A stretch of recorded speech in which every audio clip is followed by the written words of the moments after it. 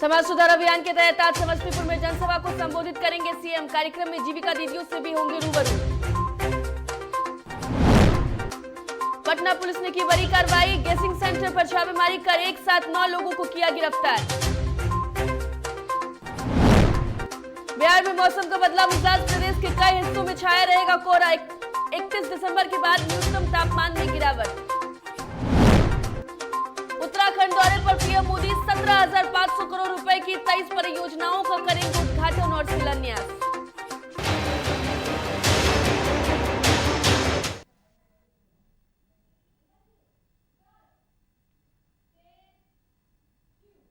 नमस्कार, डीटीवी भारत में आपका स्वागत है। मैं हूं पूजा वर्मा। शुरुआत करते हैं बुलेटिन की।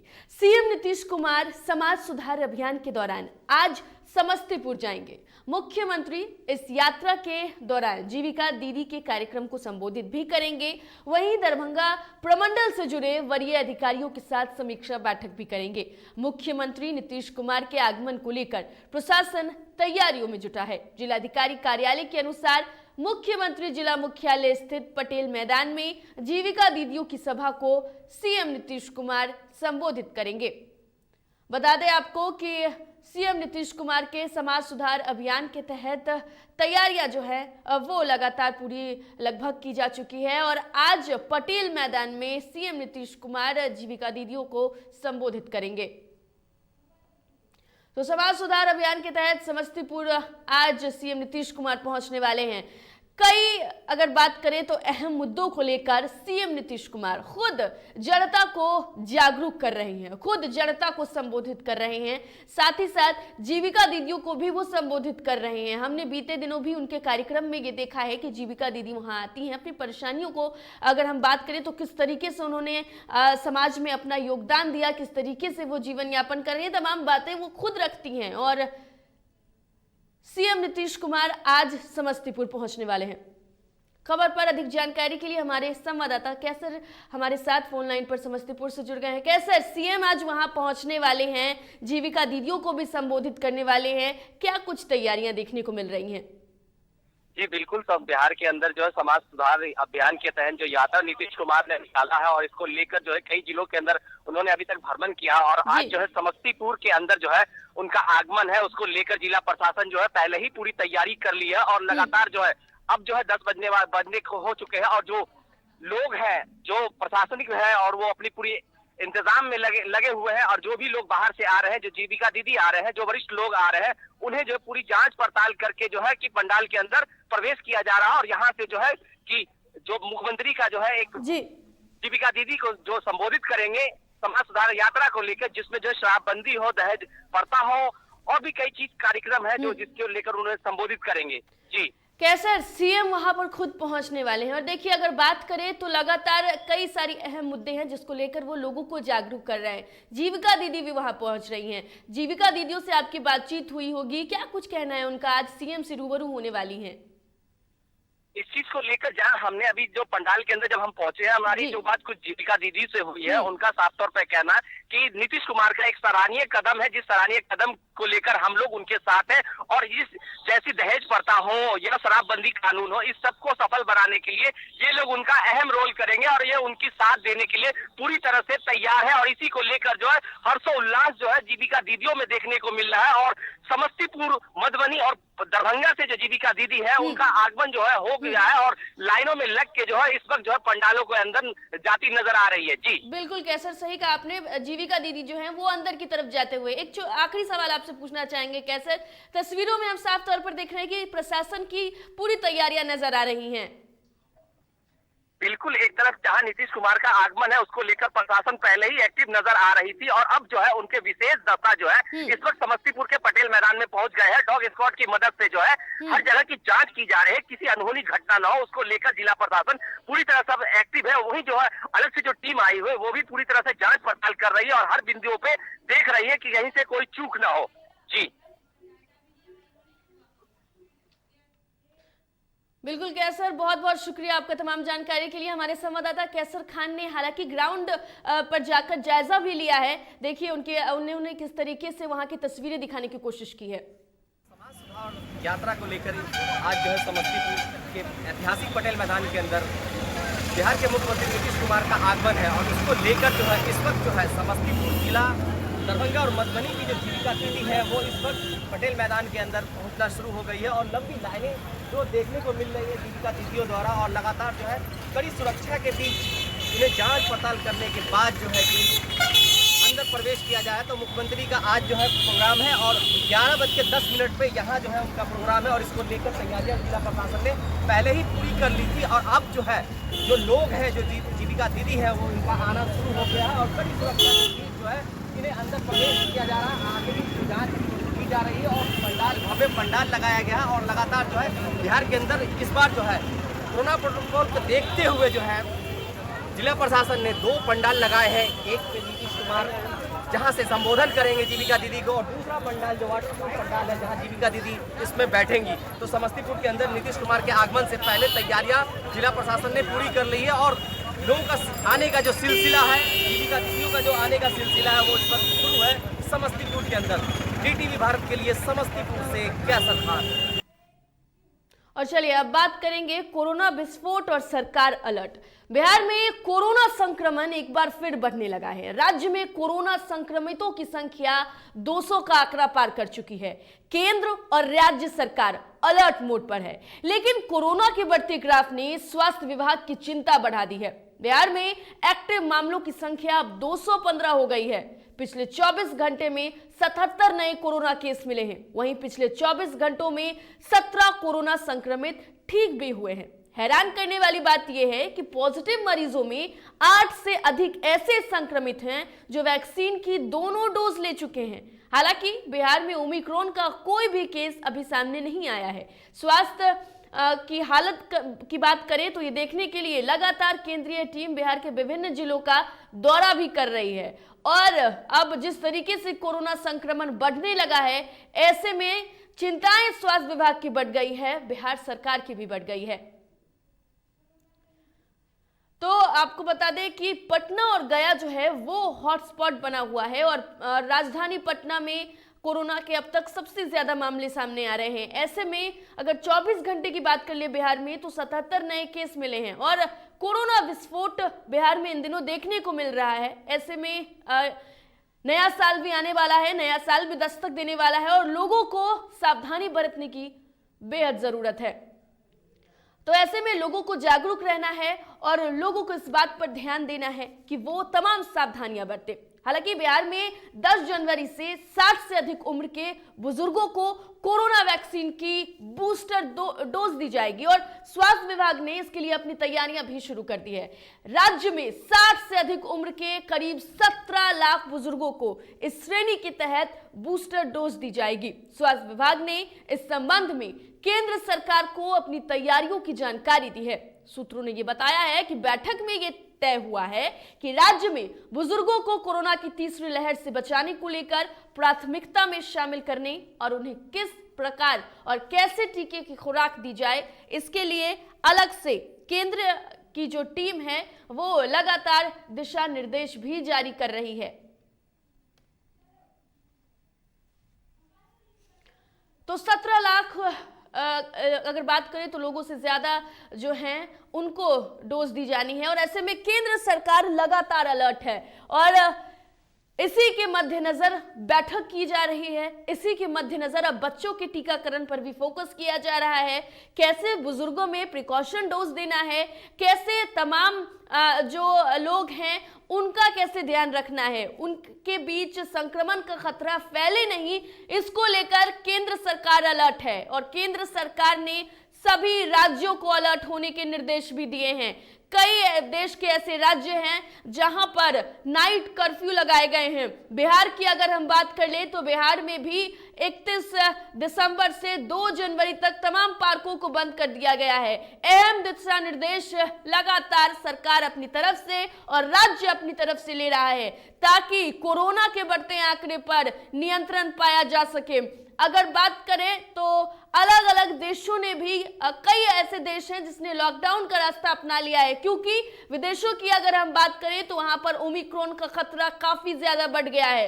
ऐसे में केंद्र सरकार पहले से अलर्ट है। ये बेहद कहे तो एक पॉजिटिव बात है, क्योंकि केंद्र सरकार पहले से ही वो तमाम प्रिकॉशंस ले रही है। चलिए, इस खबर पर अधिक बातचीत करने के लिए हमारी सहयोगी एकता हमारे साथ लाइव जुड़ गई हैं। एकता, देखिए नया साल आने वाला है और नए साल में केंद्र सरकार बेहद अलर्ट नजर आ रही है।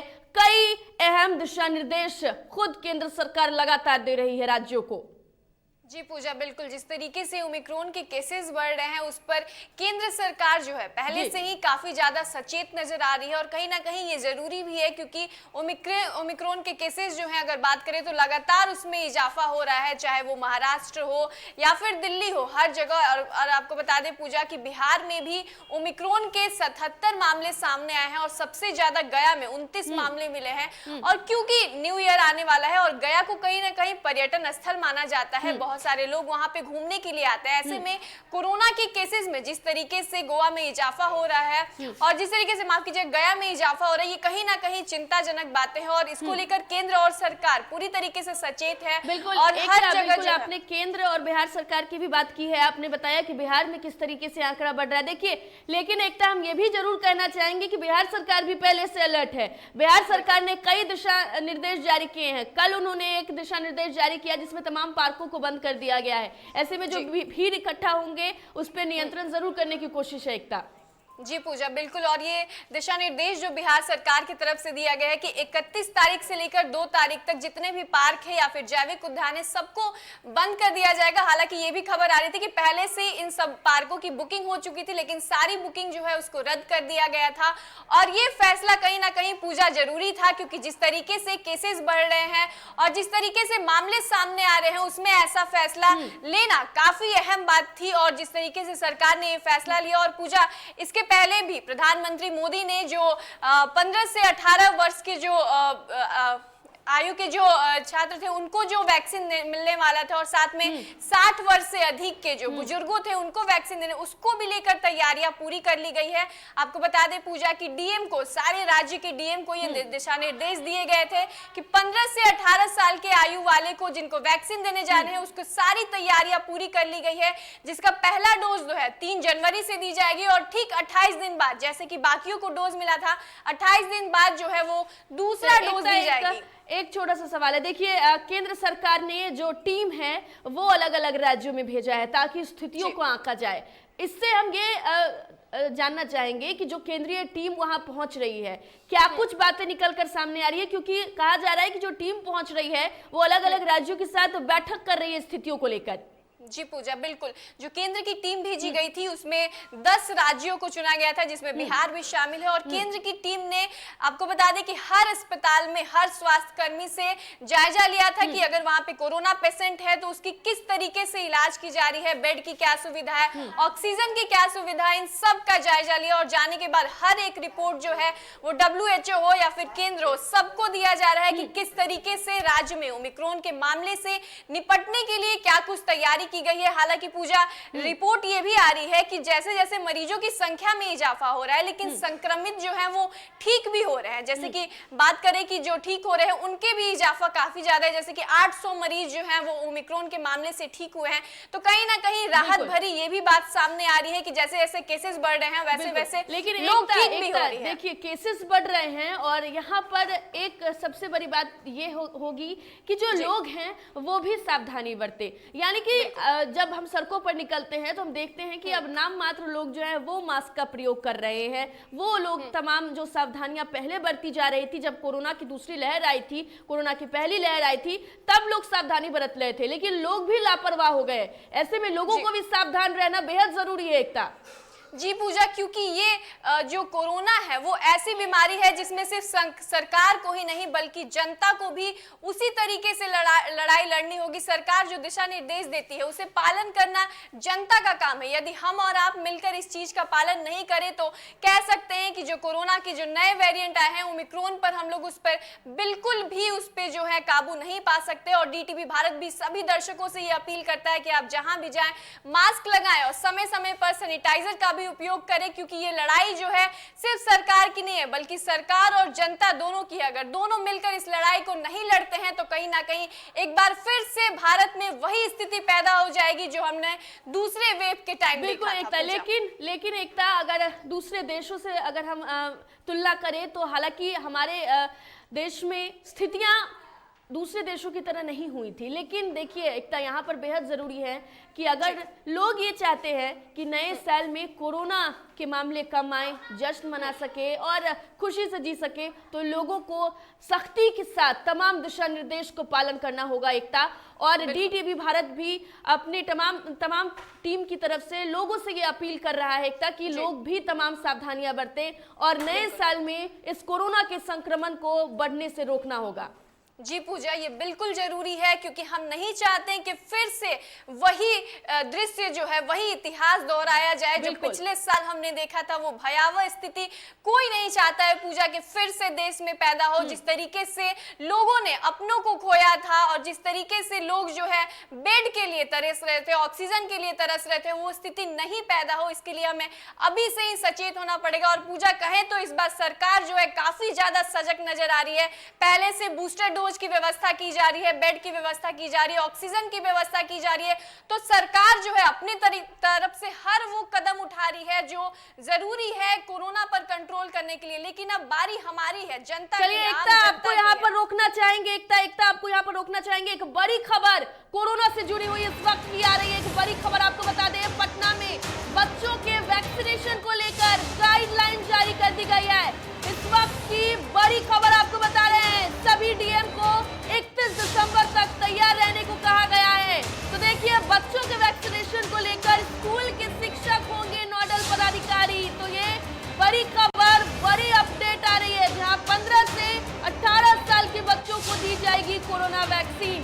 तो कोरोना वैक्सीन बच्चों को दी जाएगी और 28 दिन बाद लगेगा दूसरा डोज। तो देखिए, बच्चों के वैक्सीनेशन से जुड़ी, बच्चों से वैक्सीनेशन की जो बात सामने आ रही थी, अब देखिए इसको लेकर सभी डीएम को 31 दिसंबर तक तैयार रहने का निर्देश दे दिया गया है। तैयारियां अब बृहद रूप से बड़े पैमानों पर होने लगी है और स्कूल के शिक्षक को नोडल अधिकारी बनाया गया है, यानी कि जिम्मेदारी उन्हें दी गई है। 15 से 18 साल के बच्चों को कोरोना वैक्सीन दी जानी है, क्योंकि कोरोना के मामले बढ़ रहे हैं, संक्रमितों का आंकड़ा बढ़ रहा है। ऐसे में बच्चों को लेकर काफी ज्यादा चिंताएं बढ़ी हुई थी और इस चिंता के बीच जब पीएम मोदी ने यह ऐलान किया कि बच्चों को भी वैक्सीन दी जाएगी, तो माता पिता खुश नजर आए, बच्चों में भी खुशी देखने को मिली। और अब देखिए, तमाम डीएम को ये दिशा निर्देश दे दिया गया है, ये आदेश दे दिया गया है कि वो तैयार रहे, तैयारी कर ले। तो 15 से 18 साल के बच्चों के बीच कोरोना की वैक्सीन लगानी है और इसी को लेकर के तैयारियां जोरों पर चल रही है। तो देखिए, लगातार तैयारियां जो है वो बड़े पैमाने पर चल रही है और 15 से 18 साल के बच्चों के वैक्सीनेशन को लेकर अब देखिए सरकार किस तरीके से अलर्ट है। एकता हमारे साथ जुड़ी हुई है, हमारी सहयोगी। एकता, देखिए अब डीएम जो है उन्हें भी दिशा निर्देश दे दिया गया है। स्कूल प्रशासन पर एक बड़ी जिम्मेदारी है बच्चों के वैक्सीनेशन को लेकर। जी पूजा, बिल्कुल, जैसे कि युवा वर्ग जो है इसे हमारे समाज का एक अहम वर्ग माना जाता है और ऐसे में चिंताएं इनको लेकर काफी बरकरार थी क्योंकि सबको वैक्सीन लग गई थी, लेकिन हमारे जो युवा हैं उनको वैक्सीन नहीं दी गई थी। ऐसे में प्रधानमंत्री मोदी ने ये अपने संबोधन में कहा था कि जितने भी युवा वर्ग है 15 से 18 सबको वैक्सीन दी जाएगी। और आपको बता दें कि 1 तारीख से इसकी रजिस्ट्रेशन की प्रोसेस जो है वो चालू हो जाएगी। हमने अपने दर्शकों को वो भी बताया था कि किस तरीके से mygov.in पर जाकर आप रजिस्ट्रेशन कर सकते हैं और जो आगे की जो वैक्सीनेशन की प्रोसेस होगी उसको चालू कर दी गई। उसके लिए सख्त दिशा निर्देश दिए गए हैं। आपको बता दें पूजा की सभी जिले के डीएम को यह निर्देश दिए गए हैं कि सभी जो वैक्सीनेशन सेंटर है उस पर पुख्ता व्यवस्था होनी चाहिए। साथ में जितने भी युवा वर्ग है सबको कोवैक्सीन लगने वाली है पूजा, उसको लेकर पूरी व्यवस्था जो है। बिल्कुल एकता, बेहद शुक्रिया हमसे बातचीत के लिए और तमाम जानकारी के लिए। तो देखिए, आज अगर बात करें तो सभी डीएम को 31 दिसंबर तक तैयार रहने के निर्देश दे दिए गए हैं। और देखिए, नया साल आने वाला है और हम कह सकते हैं कि नए साल में एक खुशखबरी जरूर है। चलिए अब अगली खबर का रुख कर लेते हैं। पटना सिटी में गुप्त सूचना के आधार पर पुलिस ने सुल्तानगंज थाने क्षेत्र में जो गेसिंग सेंटर है वहां छापेमारी की है और 9 लोगों को गिरफ्तार किया है। साथ ही कैश समेत गेसिंग कूपन भी बरामद किया है। पुलिस की माने तो गेसिंग सेंटर चलाने वाले जो लोग हैं उनको बहला फुसलाकर सेंटर पर पैसा इकट्ठा किया जाता था और सेंटर पर छापेमारी के दौरान कई लोग जो है वो भाग भी निकले।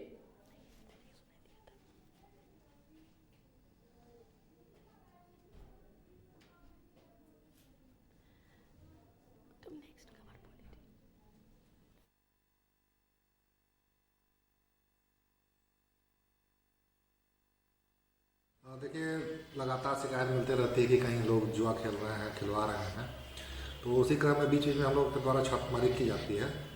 तो उसी क्रम में आज सूचना मिली थी कि खजूरबन्ना में कुछ लोग जुआ खिलवा रहे हैं, तो वहाँ पर रेड किया गया। तो कई लोग भाग गए। 9 लोग जो जुआ खेलते हुए और खिलाने वाले लोग पकड़े गए हैं और कुछ पैसा भी और जुआ का पुर्जा भी बरामद हुआ है। तो उन सबको गिरफ्तार करके जेल भेजा जा रहा है और FIR करके आगे भी कार्रवाई की जा रही है।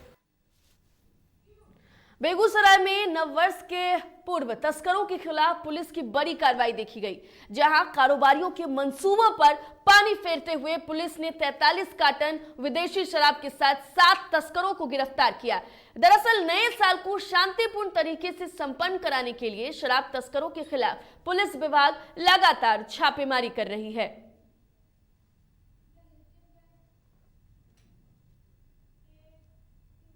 जिला मुख्यालय बिहारशरीफ के हरदेव भवन में जिलाधिकारी योगेंद्र सिंह की अध्यक्षता में जिला परिषद के अध्यक्ष और उपाध्यक्ष पद पर निर्वाचन की प्रक्रिया की गई, जहां सभी 34 नवनिर्वाचित जिला परिषद सदस्यों की उपस्थिति के बाद अध्यक्ष पद के लिए निर्वाचन की प्रक्रिया प्रारंभ हुई।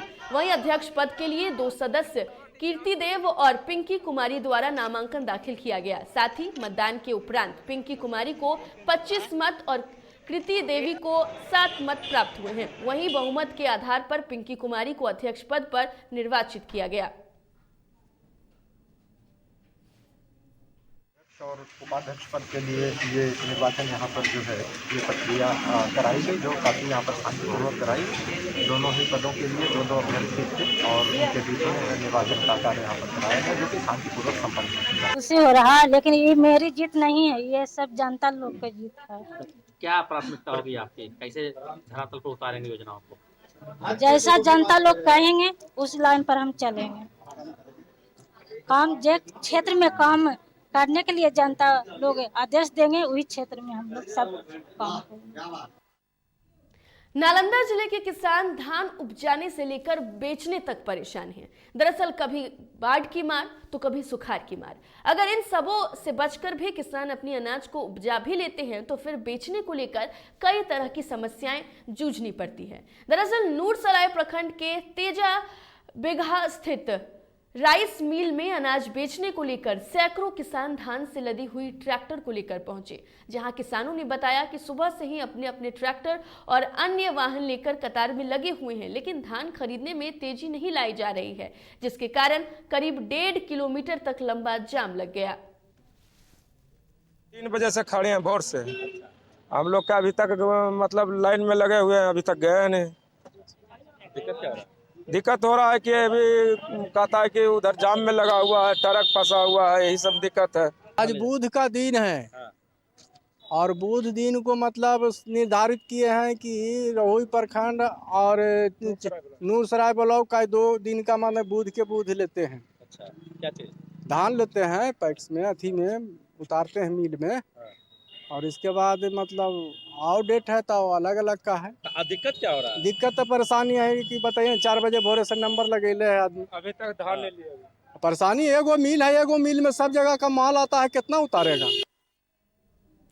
मुख्यमंत्री हेमंत सोरेन से पूर्व केंद्रीय गृह राज्य मंत्री RPN सिंह ने शिष्टाचार मुलाकात की। वहीं उन्होंने मुख्यमंत्री को सरकार की दूसरी वर्षगांठ पर बधाई दी और शुभकामनाएं दी। आपको बता दें कि हेमंत सरकार के 2 साल कल पूरे हुए हैं, जिसको लेकर उन्हें बधाई भी दी गई। साथ ही उन्होंने कहा है कि पिछले 2 साल में कोरोना महामारी के बीच हेमंत सोरेन की सरकार ने विभिन्न चुनौतियों का सफलतापूर्वक सामना करते हुए राज्य की जनता की उम्मीदों और आकांक्षा को पूरा करने का काम किया है। साथ ही सरकार विकास की गति को लेकर तेज कर रही है और समाज के अंतिम पंक्ति में बैठे व्यक्ति को भी सरकारी योजनाओं से जोड़ने का सिलसिला लगातार जारी है।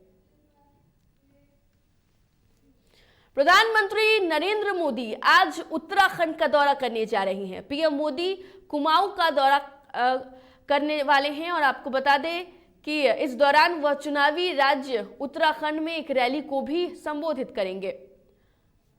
हल्द्वानी में 17,500 करोड़ रुपए से अधिक की 23 परियोजनाओं का उद्घाटन और शिलान्यास भी पीएम नरेंद्र मोदी करेंगे। आगरा में कांग्रेस महासचिव प्रियंका गांधी का मास्टर स्ट्रोक देखने को मिला। दरअसल बीते दिनों आगरा में हुई वाल्मीकि समाज के युवक अरुण की हत्या के बाद वाल्मीकि समाज को चुनाव मैदान में उतारने का ऐलान किया गया, जहां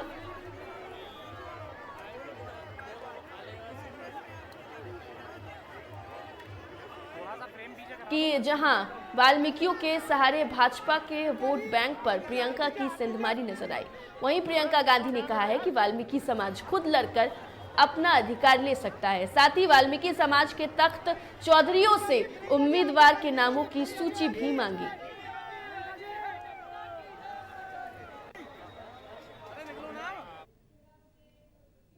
फिलहाल इस बुलेटिन में इतना ही। देश दुनिया की तमाम खबरों के लिए देखते रहिए DTV भारत। मुझे दीजिए इजाजत। नमस्कार।